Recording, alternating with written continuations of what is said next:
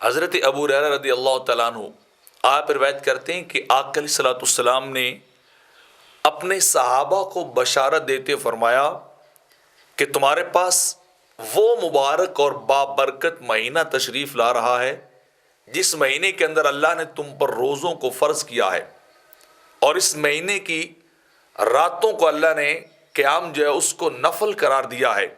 اور یہ وہ مبارک مہینہ ہے کہ جب یہ شروع ہوتا ہے تو اللہ رب العزت جنت کے دروازوں کو کھول دیتا ہے اور جہنم کے دروازوں کو اللہ رب العزت بند کروا دیتا ہے۔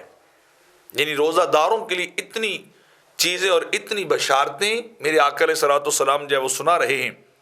اور یہ بھی فرمایا کہ شیطان جو ہے اس مہینے کے اندر وہ قید کر دیے جاتے ہیں، انہیں باہر نکلنے کی، اللہ کی مخلوق کو خراب کرنے کی اجازت نہیں دی جاتی، وہ بلکہ قید کر کے جکڑ کر سمندر کی تہہ کے اندر پھینک دی جاتے ہیں۔ اور یہ وہ مہینہ ہے کہ جس کے اندر اللہ نے ایک ایسی رات بنائی ہے جو 1000 مہینوں سے افضل ہے، اور اس رات کو لیلۃ القدر کہتے ہیں۔ ایک رات کی بندگی 1000 مہینوں سے اللہ نے اعلیٰ و افضل اور بہتر بنا دی ہے۔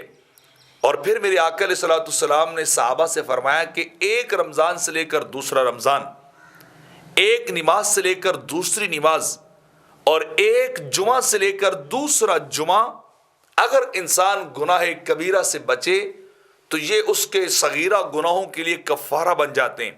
درمیان میں جو تھوڑے بہت گناہ ہوتے ہیں، یہ جمعہ دوسرے جمعہ تک، ایک نماز دوسری نماز تک، اور ایک رمضان دوسرے رمضان تک، یہ کیا ہے؟ اللہ رب العزت ان کو مسلمانوں کے صغیرہ گناہوں کے لیے کفارہ بنا دیتا ہے۔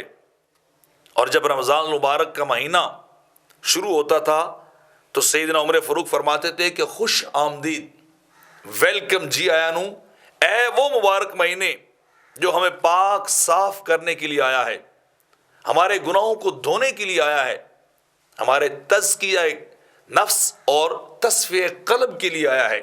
یہ وہ بابرکت اور مبارک مہینہ ہے۔ اور آپ فرماتے تھے کہ یہ وہ مہینہ ہے کہ جس کے اندر ہر لمحہ ہی بلائی ہے، ہر لمحہ خیر ہی خیر ہے جو اللہ تعالیٰ کی طرف سے بندوں کو جو ہے وہ عطا کی جاتی ہے۔ یہ وہ مہینہ ہے کہ جس کے دنوں کے روزے فرض ہیں، راتوں کا قیام نفل ہے۔ اور اس مہینے کی یہ بھی برکت ہے کہ اگر انسان اپنے اوپر بھی روپے پیسہ خرچ کرے تو گویا ایسی ہے جیسے اللہ کے راستے میں خرچ کر رہا ہے۔